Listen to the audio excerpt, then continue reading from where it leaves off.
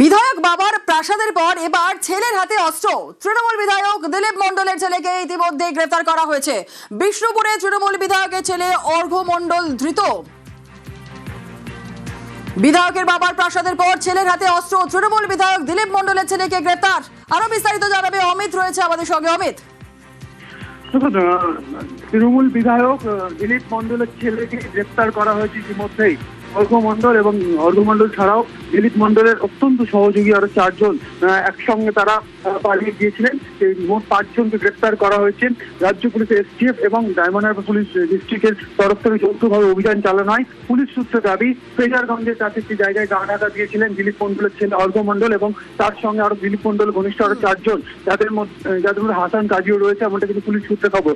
এবং অস্ত্র সহ গ্রেপ্তার করা হয়েছে দিলীপ মণ্ডলের ছেলেকে, এমনটা কিন্তু পুলিশ সূত্রে জানা যাচ্ছে। তবে তোমায় জানিয়ে রাখবো যে নির্বাচনী ফল ঘোষণার পর একটি ভিডিও ভাইরাল হয়েছিল, যেখানে উস্কানিমূলক প্ররোচনামূলক বক্তব্য দেখা গিয়েছিল দিলীপ মণ্ডলকে, এবং তার বিরুদ্ধে বিষ্ণুপুর থানাতে মামলা রুজু হয়েছিল এবং বিষ্ণুপুর থানা পুলিশ যখন গত সপ্তাহে অভিযান চালায়, তো বাড়ি থেকে পালিয়ে গিয়েছিলেন দিলীপ মণ্ডল এবং তারপর থেকে দিলীপ মণ্ডল বা তার পরিবারের তার সদস্য বলতে তার ছেলে এবং দিলীপ মণ্ডল ঘনিষ্ঠতার কিন্তু খোঁজ পাওয়া যাচ্ছিল না। তাদের খোঁজে গত কয়েকদিন ধরে অভিযান চালানো হয় রাজ্য পুলিশের তরফে। সেখানে দিলীপ মণ্ডল অধরা থাকলেও দিলীপ মণ্ডলের ছেলেকে ইতিমধ্যে গ্রেপ্তার করা হয়েছে এবং দিলীপ মণ্ডলের ছেলে ছাড়াও দিলীপ ঘনিষ্ঠ আরো 4 জনকে গ্রেপ্তার করা হয়েছে। মোট 5 জনকে গ্রেপ্তার করা হয়েছে রাজ্য পুলিশের তরফে। একেবারে ধন্যবাদ। অস্ত্রসহ জালে বিধায়ক পুত্র তৃণমূল বিধায়ক দিলীপ মণ্ডলের খোঁজে পুলিশ। বিজয় মিছিল থেকে তৃণমূল বিধায়কের হুমকি। গত বৃহস্পতিবারই তৃণমূল বিধায়কের বাড়িতে পুলিশ পৈলানে তৃণমূল বিধায়কের 2 প্রাসাদে অভিযান চালায়। পুলিশের অভিযানের পরই বিধায়কের খোঁজ আর নেই।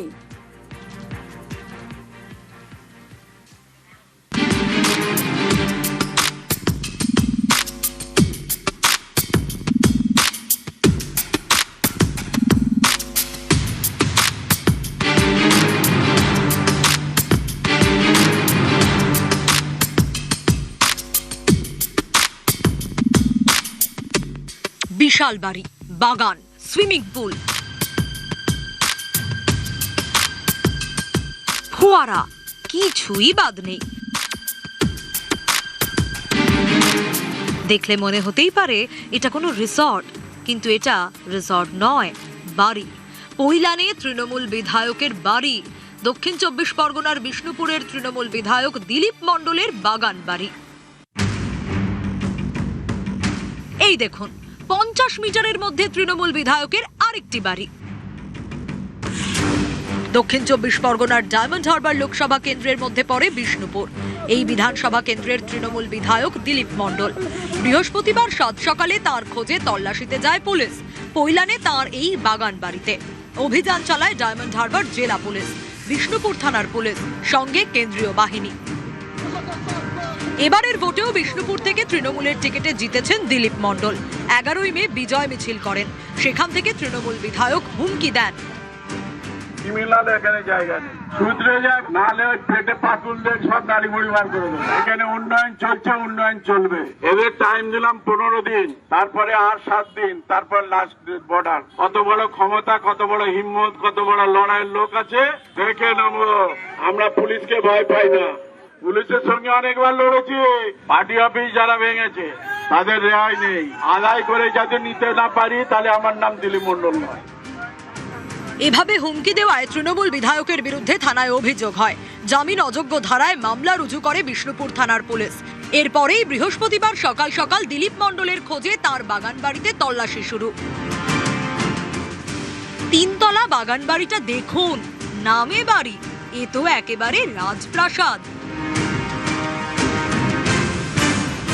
মেন গেট দিয়ে ঢুকে বাদিকে বিরাট সুইমিং পুল, ডান দিকে বড় একটা বাগান, বাগানে ফোয়ারা, দামি দামি মূর্তি।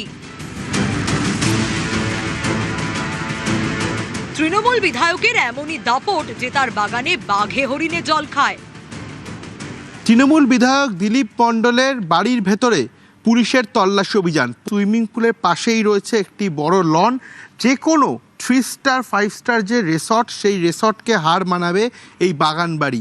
পাশে রয়েছে এরকম কিছু বিদেশি পাখি এবং বিদেশি পাখির পাশেই রয়েছে বেশ কিছু এক্সোস্টিক যে মূর্তি, অর্থাৎ বিদেশি যে মূর্তি, সেই মূর্তি রাখা রয়েছে।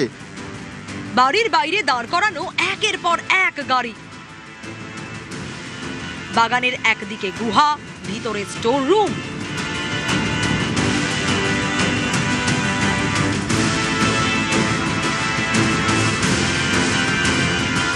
তৃণমূল বিধায়কের বাড়িতে ম্যাকাও। তৃণমূল বিধায়ক দিলীপ মণ্ডলের ছেলের দাবি এটা নাকি তাদের পৈতৃক বাড়ি। এটা ফ্যামিলিগত বাড়ি, এটা দিলীপ মণ্ডলের বাড়ি নয়। দিলীপ মণ্ডলের ভাগে আছে, নাম আছে, ঠিক আছে। এখানে কাকাদের নাম সবার ভাগে আছে। এটা মিনিমাম 15 বছর বিধানসভায় গেছিল। তবে পুলিশ চাইছে আমাদের উপরে এখন অত্যাচার করবে। ওয়ারেন্ট দেখায়নি, কিচ্ছু না। বাড়িতে বিনা সার্চ ওয়ারেন্ট দেখিয়ে কিভাবে ঢুকে।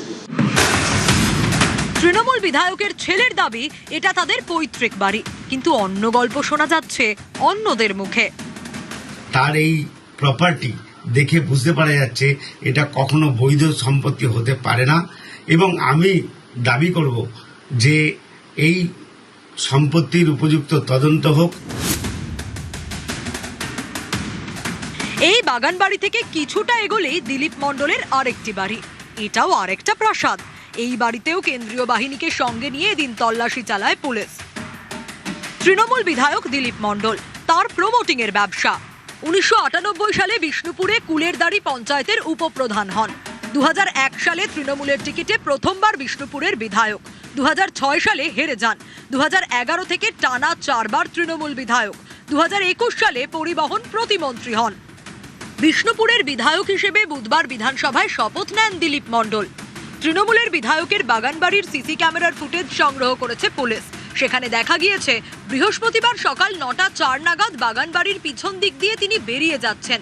9:15 থেকে তৃণমূল বিধায়ক দিলীপ মণ্ডলের ফোন বন্ধ। নিউজ 18 বাংলা।